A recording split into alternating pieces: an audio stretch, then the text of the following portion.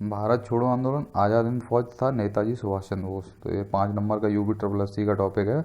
और total topic 5 number का है, तो ये लास्ट टॉपिक, लास्ट ही इसका बचा है ये टॉपिक का। देख लेते हैं इसको एक बार। तो बरदा में 14 जुलाई 1942 ईस्वी को कांग्रेस समिति की एक बैठक हुई थी। ठीक है, उसमें भारत छोड़ो जो प्रस्ताव था वो पास कर दिया गया था। ठीक है, तो कहाँ पे हुई थी? बरदा में बैठक हुई थी 14 जुलाई 1942 को कांग्रेस समिति की, और भारत छोड़ो इसने प्रस्ताव पारित किया था। इसकी अध्यक्षता जो तत्कालीन अध्यक्ष थे कांग्रेस के, उन्हीं ने की थी। कि कौन थे? अबुल कलाम आज़ाद तत्कालीन अध्यक्ष थे कांग्रेस के, इन्हीं ने इसकी अध्यक्षता ही की थी। ठीक है, बरदा वाले की। आगे देख लेते हैं। 7 अगस्त को क्या हुआ था? 7 अगस्त 1942 को बम्बई का ऐतिहासिक ग्वालियर टैंक है, जिसमें अखिल भारतीय कांग्रेस कमेटी की बैठक हुई थी, वार्षिक बैठक हुई थी।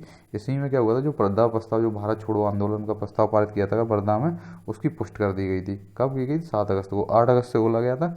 8 अगस्त को क्या हुआ था? संशोधन, इसमें कुछ संशोधन करके 8 अगस्त 1942 को प्रस्ताव स्वीकार कर लिया गया, और भारत के स्वतंत्रता संघर्ष के तहत अंग्रेजों के विरुद्ध जो भारत छोड़ो आंदोलन था प्रारंभ करने की घोषणा कर दी गई। तो यही बोला गया कि हम आंदोलन को स्टार्ट कर देंगे 8 अगस्त को। ठीक है, तो 8 अगस्त 1942 को अखिल भारतीय कांग्रेस कमेटी की बैठक में पंडित जवाहरलाल नेहरू द्वारा भारत छोड़ो जो प्रस्ताव था वो पेश किया गया था। तो किसके द्वारा पेश किया गया था? पंडित जवाहरलाल नेहरू के द्वारा 8 अगस्त को। ठीक है, भारत छोड़ो प्रस्ताव। और इसका समर्थन किसने किया था? सरदार वल्लभ भाई पटेल थे, उन्होंने इसका समर्थन किया था। आगे देख लेते हैं। इस प्रस्ताव का जो आलेख था, यानी लिखा किसके गया था? स्वयं महात्मा गांधी ने इसको लिखा था। नेहरू और जो आज़ाद थे, अबुल कलाम आज़ाद थे, उनके सहयोग से लिखा था इसको। ठीक है, भारत छोड़ो आंदोलन का जो प्रस्ताव था उसको। आगे देख लेते हैं। Hindu Mahasabha, Communist Party of India, Unionist Party of Punjab और मुस्लिम लीग, ये 4 चीज़ें थी। Hindu Mahasabha, Communist Party of India, Unionist Party of Punjab और मुस्लिम लीग। इन लोगों ने भारत छोड़ो आंदोलन था उसका समर्थन नहीं किया था। मतलब इन लोगों ने बिल्कुल भी समर्थन नहीं किया था भारत छोड़ो आंदोलन का। अब 8 अगस्त को इन्होंने प्रस्ताव पारित किया, और 9 अगस्त को आंदोलन आरंभ हो गया था। ठीक है, 9 अगस्त को क्या हुआ? आंदोलन आरंभ कर दिया गया। और आंदोलन आरंभ होते ही अंग्रेजों ने क्या किया? आंदोलन आरंभ होते ही ऑपरेशन जीरो आवर चलाया था अंग्रेजों ने। ठीक है, और इसके तहत क्या किया? गांधी जी और जो टॉप लेवल के नेता थे, ठीक है, टॉप लेवल के जो नेता थे उनको, कांग्रेस के नेता थे, उनको गिरफ्तार कर लिया गया। अब गांधी जी और गांधी जी के साथ में सरोजिनी नायडू को गिरफ्तार करके इन्हें जो पूना का आगा खां पैलेस था इसमें बंद कर दिया। आगा खां पैलेस का मतलब जेल थी ये। ठीक है, जेल बना दिया था, इसको जेल में तब्दील कर रखा था। तो इसमें इसको बंद कर दिया, गांधी जी को इसमें बंद कर दिया गया। सरोजिनी नायडू और भी नेता थे काफ़ी, मैन ये 2 नेता थे टॉप लेवल के।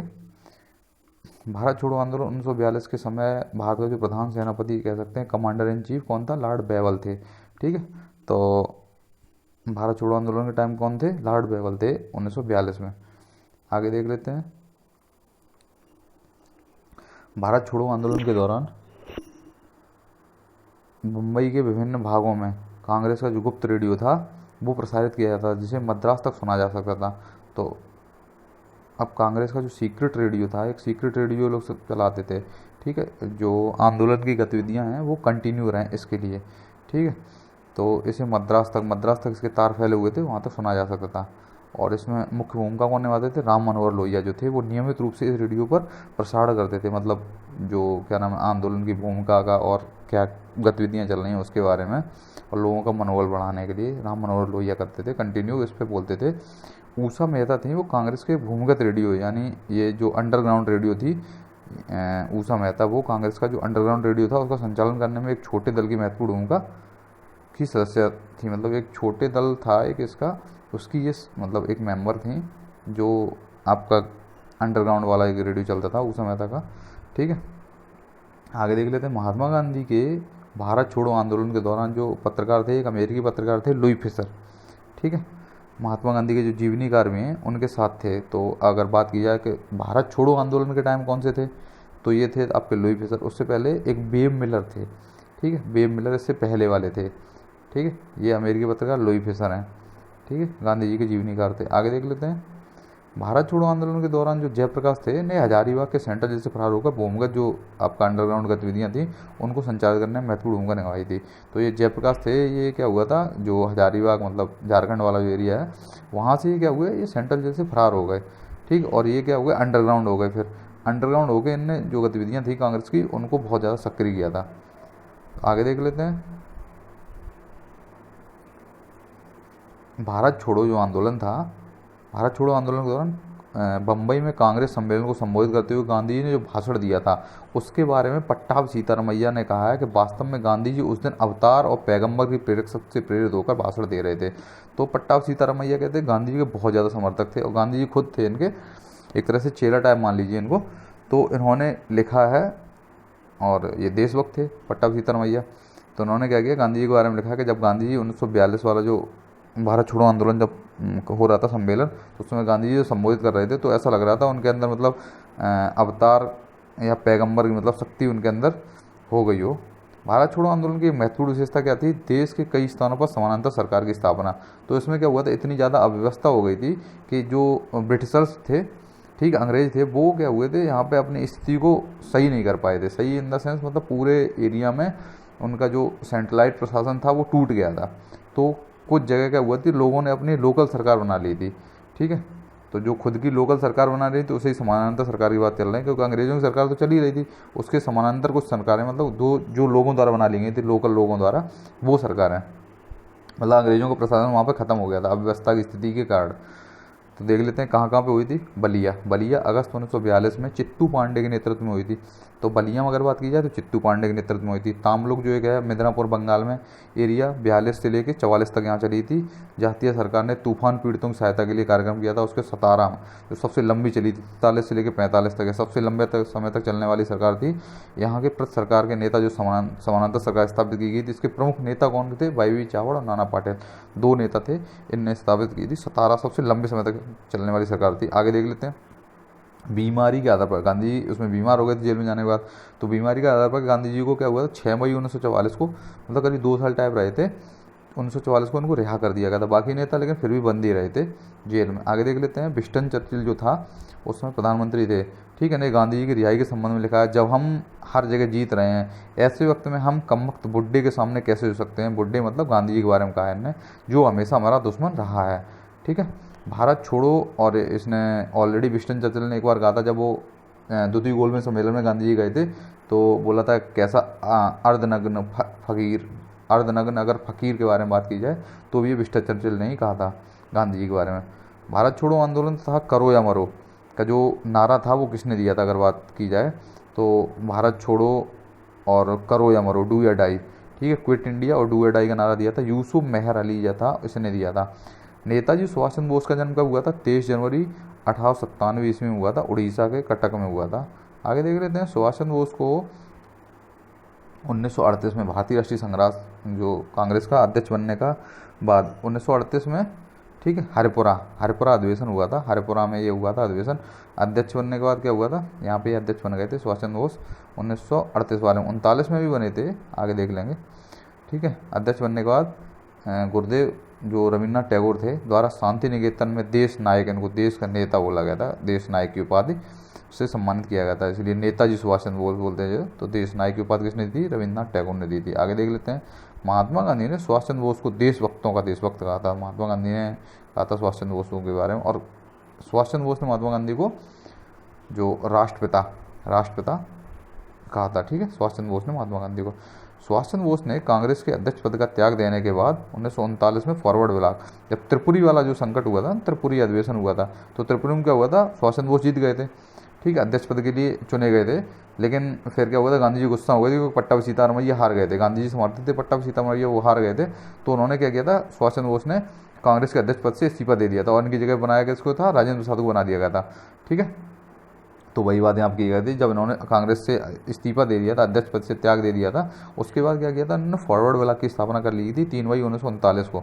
ठीक है, उसके बाद क्या हुआ था, आज़ाद हिंद फौज की स्थापना मूलतः कैप्टन मोहन सिंह ने की थी। तो जो आज़ाद हिंद फौज का विचार भी आया था वो कैप्टन मोहन सिंह का ही था, और स्थापना भी मूलतः कैप्टन मोहन सिंह के द्वारा ही की गई थी। आज़ाद हिंद फौज की पहली डिवीज़न का औपचारिक गठन 42 में हुआ था, और कैप्टन मोहन सिंह इसके प्रथम सेनापति बने थे। तो कैप्टन मोहन सिंह ने की थी, और प्रथम सेनापति भी यही बने थे। 21 अक्टूबर 1943 ईस्वी को सुभाष चंद्र बोस ने सिंगापुर में स्वतंत्र भारत की अस्थायी सरकार आज़ाद हिंद सरकार का गठन किया था। तो इनने क्या किया था, जो जैपनीज थे, जैपनीज के सहयोग से किया था सिंगापुर में। ठीक है, ये 21 अक्टूबर 1943 को सिंगापुर में स्वतंत्र सरकार की स्थापना, जो भारत की अस्थायी सरकार आज़ाद हिंद सरकार की गठन किया था। ठीक है, कहाँ किया था, सिंगापुर में। उसके बाद क्या हुआ था, आज़ाद हिंद फौज का जो पुनर्गठन 4 जुलाई 1943 को सुभाष चंद्र बोस के नेतृत्व में किया गया था। तो इन्हें क्या किया था, आज़ाद हिंद फौज का जो पुनर्गठन कर दिया था। फिर इन्हें 4 जुलाई 1943 को सुभाष चंद्र बोस के नेतृत्व में किया गया था। कांग्रेस ने आज़ाद हिंद फौज का बचाव समिति का गठन किया था। अब क्या हुआ था, जब अंग्रेजों द्वारा जब आज़ाद हिंद फौज को पूरी तरह से बंदी बना लिया गया था मोस्टली लोगों को, ठीक है, तो कांग्रेस ने क्या किया था, उसके बचाव में एक समिति बनाई थी कांग्रेस ने, ठीक है, वो बताया गया है यहाँ पे, जिसमें मेनली थे जब इसमें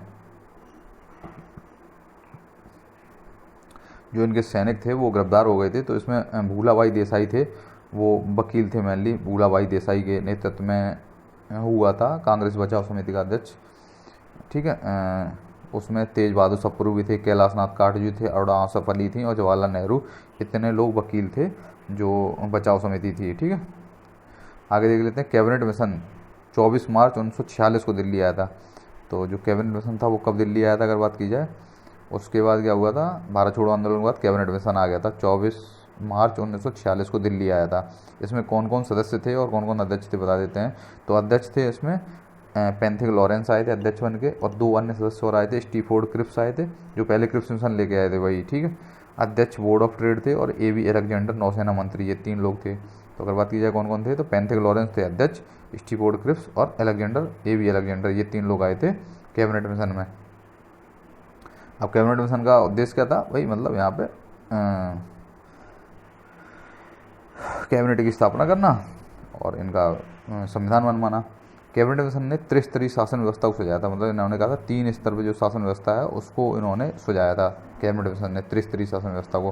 कैबिनेट मिशन जो 1946 में वायसराय की एक एग्जीक्यूटिव काउंसिल का पुनर्गठन कर अंतरिम सरकार के गठन का सुझाव दिया था, ठीक है। तो कैबिनेट मिशन ने क्या कहा था 1946 में कि वायसराय की एग्जीक्यूटिव काउंसिल का पुनर्गठन कर लीजिए और अंतरिम सरकार के गठन का सुझाव दिया था, जिसमें 12 मेंबर सहित सभी विभाग भारतीय सदस्यों द्वारा धाड़ किए जाएंगे, मतलब जो 12 मेंबर होती है उसमें भी, और बाकी सभी विभाग टोटल भारतीय सदस्य ही मतलब ग्रहण करेंगे। आगे देख लेते हैं, मौलाना अबुल कलाम आज़ाद जो थे कैबिनेट मिशन के भारत आगमन के समय भारतीय राष्ट्रीय कांग्रेस के अध्यक्ष थे। ये कंटिन्यू रहे थे, मौलाना अबुल कलाम आज़ाद थे जो क्या थे 1941 के बाद ये कंटिन्यू 46 तक बने ही रहे थे, ठीक है। क्योंकि बीच में क्या हुआ था, उनके अधिवेशन हुए नहीं थे, कांग्रेस के सारे नेता थे जेल में बंद, तो ये कंटिन्यू यही बने रहे थे, मौलाना अबुल कलाम आज़ादी बने रहे थे। 24 अगस्त 1946 को पंडित जवाहरलाल नेहरू के नेतृत्व में भारत की पहली अंतरिम सरकार की घोषणा की गई। तो उसमें क्या हुआ था, उप प्रधानमंत्री टाइप बनाया गया था। 24 अगस्त 1946 को पंडित नेहरू के नेतृत्व में भारत की पहली अंतरिम राष्ट्रीय सरकार की घोषणा की गई था। 2 सितंबर 1946 को इसका गठन हुआ, जिसमें प्रारंभ में मुस्लिम लीग की भागीदारी नहीं थी। तो पहले स्टार्टिंग क्या हुआ, मुस्लिम लीग ने मना कर दिया, ये कैबिनेट मिशन के उससे मतलब माने नहीं बात को, और ये इन्होंने पहले भागीदारी नहीं की, लेकिन बाद में ये शामिल होने के लिए तैयार हो गए थे, ठीक है। आगे देख लेते हैं, शामिल होने के लिए तैयार क्या हो गए, इनका मेन काम वही था कि जो इनका काम चल रहा है कैबिनेट मिशन का काम, ठीक है, उसको रुकवाना मेन इनका उद्देश्य था। वर्ष 1946 में अंतरिम सरकार में आसफ अली को रेल और परिवहन विभाग सौंपा गया था। तो जो आसफ अली थे इनको रेल और परिवहन विभाग सौंप दिया गया था 1946 में, जो अंतरिम सरकार बनी थी उसमें, ठीक है। और लियाकत अली सहित लीग के जो 5 सदस्यों को 26 अक्टूबर 1946 को सरकार में मंत्री बनाया गया था। तो मुस्लिम लीग के थे 5 सदस्य, लियाकत अली सहित थे, जिसके कारण 3 कांग्रेसी सदस्य सैयद अली जहीर, सरचंद बोस था, सर साहबत अहमद खां को हटाना पड़ा था, ठीक है। लीग जब घुसने के लिए बाद में तैयार हो गई तो फिर 5 सदस्य मुस्लिम लीग के इसमें जो सरकार के थे उसमें बनाए गए थे, मंत्री जो बनाए गए थे, ठीक है। तो इसमें ये जो कांग्रेस के सदस्य थे इन्हें हटा दिया गया था। उसके बाद क्या हुआ था, 16 अगस्त 1946 को तिथि को मुस्लिम लीग द्वारा सीधी कार्रवाई दिवस सुनिश्चित की गई थी। अब इन्होंने क्या किया था, सीधी कार्रवाई दिवस एक बनाया था 16 अगस्त 1946 को मुस्लिम लीग के द्वारा, और इसमें बहुत ज़्यादा कत्लेआम वगैरह कलकत्ता में और बहुत जगह जो घटनाएं हुई थी वो सीधी कार्रवाई दिवस मुस्लिम लीग की ही ये था, देन थी, ठीक है। इसमें बहुत नुकसान वगैरह हुआ था। कैबिनेट मिशन प्लान के अंतर्गत संविधान सभा का गठन किया गया था। तो प्लान क्या था, संविधान सभा का गठन करना था और संविधान स्थापित करना था, यही मेन प्लान था कैबिनेट मिशन का। कैबिनेट मिशन चुनाव जो योजना थी के अनुसार जुलाई 1946 में संविधान सभा के जो चुनाव थे वो हुए थे, ठीक है। तो कब हुए थे, जुलाई 1946 में चुनाव इनके हो गए थे। आगे देख लेते हैं, संविधान सभा का जो प्रथम अधिवेशन था 9 दिसंबर 1946 को हुआ था। इसके अस्थायी अध्यक्ष कौन थे, डॉक्टर सच्चिदानंद सिन्हा। तो जो 2 दिन के लिए बने थे वो ये थे पहले, ठीक है। बाद में राजेंद्र प्रसाद बना दिए गए थे। संविधान सभा का जो प्रथम अधिवेशन हुआ था वो 9 दिसंबर 1946 को हुआ था, ये याद रखना है। और इसके अस्थायी अध्यक्ष कौन थे? डॉक्टर सच्चिदानंद सिन्हा थे। उसका दूसरा 11 दिसंबर को हुआ था, ठीक है, दूसरी बैठक हुई थी और इसमें राजेंद्र प्रसाद को स्थायी अध्यक्ष निर्वाचित किया गया था। आगे देख लेते हैं। ब्रिटिश युग में जीवी मावलकर जो थे, ब्रिटिश युग में जीवी मावलकर ने वर्ष 1946 से 14 अगस्त 1947 तक जो केंद्रीय लेजिस्लेटिव असेंबली के अध्यक्ष रहे, ठीक है। तो केंद्रीय लेजिस्लेटिव असेंबली के अध्यक्ष कौन थे? जीवी मावलकर थे, ठीक है। एवं भारत के स्वतंत्र होने के बाद लोकसभा के जो पहले अध्यक्ष कौन बने थे? यही बने थे, जीवी मावलकर ही लोकसभा के पहले अध्यक्ष के रूप में 1952 से 56 तक रहे थे। तो जीवी मावलकर 46 से लेकर 47 तक ये रहे थे, केंद्रीय लेजिस्लेटिव असेंबली के अध्यक्ष भी रहे थे और बाद में स्वतंत्र होने के बाद भी लोकसभा के अध्यक्ष यही रहे थे। जीवी मावलकर ने 1937 से 46 के दौरान मुंबई प्रांत की लेजिस्लेटिव असेंबली के अध्यक्ष भी रहे थे। तो उन्हें अध्यक्ष रहने का बहुत ही मतलब बड़ा अनुभव था, मतलब पुराना अनुभव कह सकते हैं जीवी मावलकर को, ठीक है। भारत की स्वतंत्रता के समय क्लीमेंट आर एटली जो थे ब्रिटिश प्रधानमंत्री थे, तो ये एटली ने घोषणा की थी, ठीक है, वहाँ पे उनकी ब्रिटिश संसद में अपनी। तो क्लीमेंट एटली कह सकते हो, क्लीमेंट एटली भारत के प्रधानमंत्री थे, मतलब ब्रिटिश प्रधानमंत्री थे भारत की स्वतंत्रता के समय। आगे देख लेते हैं। जो ब्रिटेन के प्रधानमंत्री एटली ने क्या किया था, 20 फरवरी 1947 को हाउस ऑफ जो कॉमन्स था, उनके दो रहते हैं, तो हाउस ऑफ कॉमन्स जो था उसमें यह घोषणा की थी कि जून अंग्रेज जो थे, जो जून 1948 तक जो अंग्रेज हैं वो पहले ही उत्तरदायी लोगों को सत्ता हस्तांतरित करने के उपरांत भारत छोड़ देंगे। तो उन्होंने बताया था कि जून 1948 तक छोड़ देंगे अंग्रेज जो हैं सत्ता, ठीक है, उत्तरदायी लोगों को सरकार सौंपने के बाद, लेकिन उससे पहले छोड़ दिया था। माउंटबेटन योजना जो थी 3 जून 1947 के अनुरूप ब्रिटिश संसद द्वारा जुलाई 1947 में भारतीय स्वतंत्रता अधिनियम द इंडियन इंडिपेंडेंस एक्ट पारित कर दिया गया था, जिसमें भारत और पाकिस्तान नामक दो डोमेनियम की स्थापना के लिए 15 अगस्त 1947 की तिथि निश्चित की गई। तो 15 अगस्त को इन्हें कर दिया था, दो अलग अलग राज्य बना के, मतलब अलग अलग देश बना के और स्वतंत्र कर दिया था इनको। गांधी जी का यह सुझाव था कि अंतरिम सरकार पूर्ण रूप से लीग के नेता जिन्ना के हाथों सौंप दी जाए, जिससे भारत में सांप्रदायिक दंगों को रोका जा सके। तो गांधी जी ये चाहते थे कि जिन्ना के हाथ में सौंप दो, ताकि जो सांप्रदायिक दंगे, उन्होंने जो सीधी कार्रवाई दिवस मनाने की घोषणा, जो सीधी कार्रवाई दिवस मनाया था, ताकि दंगे शांत हो जाएं और जो कत्लेआम है वो बंद हो जाए। ये गांधी जी का सुझाव था कि अंतरिम सरकार पूर्ण रूप से जिन्ना के हाथों में सौंप दो।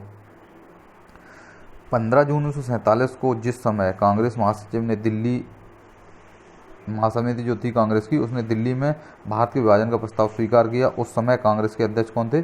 तो जेवी कृपलानी थे। तो उस समय जब स्वतंत्रता का टाइम चल रहा था, उस समय की अगर अध्यक्ष की बात की, उससे पहले तक कौन थे?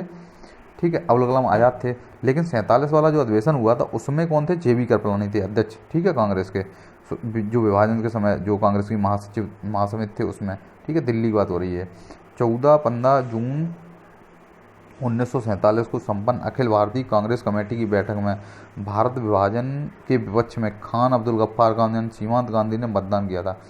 तो जो सीमांत गांधी थे, खान अब्दुल गफ्फार खान, ठीक है, इन्होंने भारत विभाजन के विरुद्ध में मतलब वोटिंग की थी, जो वोटिंग करवाई गई थी उसमें की थी 14-15 जून 1947 को।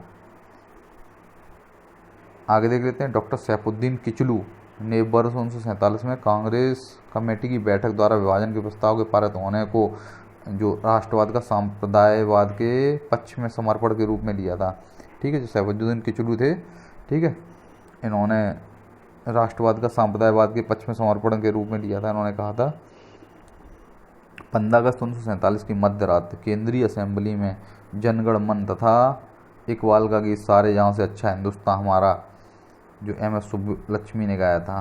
तो ये 15 अगस्त की रात में जो हुआ था, जो अपनी मध्य रात में जो अपनी असेंबली थी, केंद्रीय असेंबली में जनगण मन गाया गया था तथा इकबाल का जो गीत था सारे जहाँ से अच्छा हिंदुस्तान हमारा, MS सुब्बलक्ष्मी ने गाया था।